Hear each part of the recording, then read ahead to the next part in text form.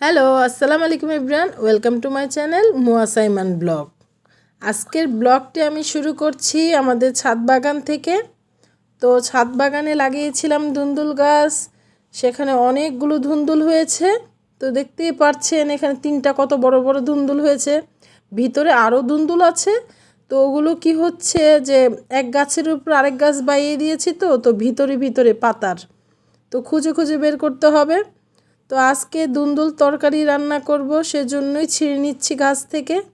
তো দেখুন কত বড় আর কি ফ্রেশ, তাই না? মাশাল্লাহ। তো একটা একটা করে ছিঁড়ে নিচ্ছি গাছ থেকে।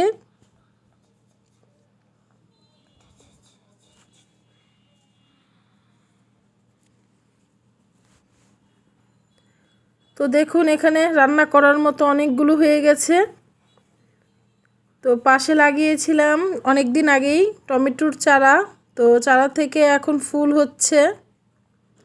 তো আর কিছুদিন সময় লাগবে টমেটো হতে, তো তখন আমি শেয়ার করব আপনাদের সাথে। তো এখন বাসায় চলে যাচ্ছি। তো দেখুন ধুন্দুল কাটতে দিয়েছি খালাকে, আর বাজারও এসে পড়েছে। তো খালা একটা একটা করে সব কিছু কেটে দিচ্ছে আমাকে, তো রান্না বসিয়ে দিব। তো এখানে বাজারগুলো এনেছে ফুলকপি, টমেটো, সিম, আরও অনেক কিছুই নিয়ে এসেছে। তো খালা এখন কাটবে। তো এখন আবার দিয়ে দিচ্ছি, ধনেপাতা নিয়ে এসেছে বাসায়, তো দিয়ে দিলাম খালাকে কাটার জন্য। আর নিয়ে এসেছিল শাক, তো পাশে আবার আমি লাউ শাক কেটে বসিয়ে দিয়েছি, আর এখন ধুন্দুলটাও বসিয়ে দিলাম। তো কাটাকাটি কমপ্লিট হয়ে গেছে, এখন কোটা বাসে নিয়ে বাগানে চলে আসলাম। এই তো সবেদা গাছে দিয়ে দিচ্ছি, কারণ এ গাছে আবার ফল দিচ্ছে, তো সার হওয়ার জন্য একটু দিয়ে দিচ্ছি। তো দেখুন সিম গাছেরও ফুল এসে গেছে। তো নিচের দিকে অনেক ছোট ছোট সবেদা হয়েছে, উপরের দিকে সবেদাগুলো একটু বড় বড় হয়েছে। তো মাশাল্লাহ ফলটা খেতে খুব সুস্বাদু আর খুব মিষ্টি হয়ে থাকে। তো এখানে আবার লাগিয়েছিলাম ডালিম গাছ। তো এই ডালিম গাছে আমার প্রচুর ফুল হয়, কিন্তু ফুলগুলো ঝরে পড়ে যায়, জানি না কেন। যদি আপনারা কেউ জেনে থাকেন অবশ্যই কমেন্টস করে আমাকে জানাবেন। তো এখানে লাগিয়েছিলাম আবার কলা গাছ। তো যাই হোক, আজকে রান্না করব, গ্রাম থেকে নিয়ে এসেছিল হাঁস, সেই হাঁসটাই রান্না করব। তো এখানে 10-15 মিনিটের মতো আমি গরম পানিতে ভিজিয়ে রেখেছিলাম হাঁসগুলোকে।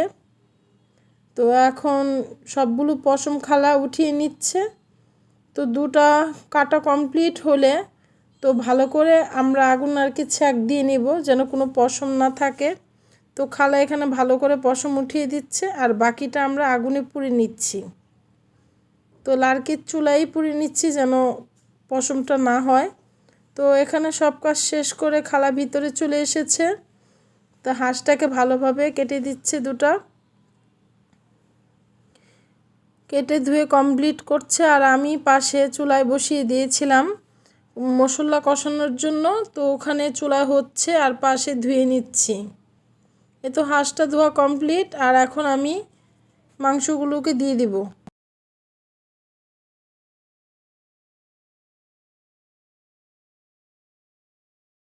আজকে আমি আর হাঁস রান্নার রেসিপিটা দিচ্ছি না, আরেকদিন আমি হাঁস রান্নার রেসিপিটা দিব। তো এখন রান্না বসিয়ে দিলাম, পাশের চুলায় গ্যাস নেই।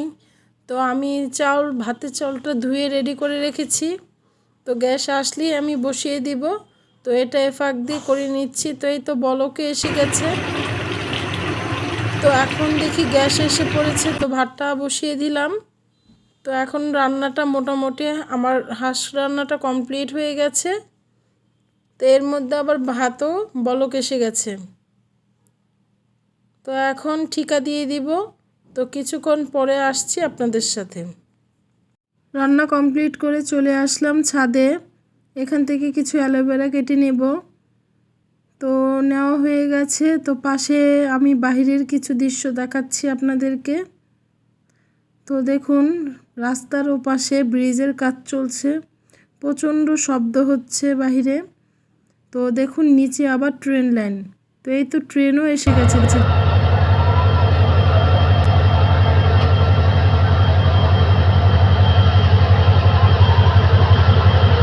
বাসার পাশে সিগন্যাল তো তার জন্য আর কি ট্রেন এখানে এসে থামে। তো প্রচণ্ড শব্দ হচ্ছে, তার জন্য মিউট করে রেখে দিলাম। তো আমরা বাসায় বসে দেখতে পারি ট্রেন চলাচল। তো আপনাদের সাথে শেয়ার করলাম। তো আজকের ব্লগটি আমি এখানেই শেষ করলাম। আল্লাহ হাফেজ।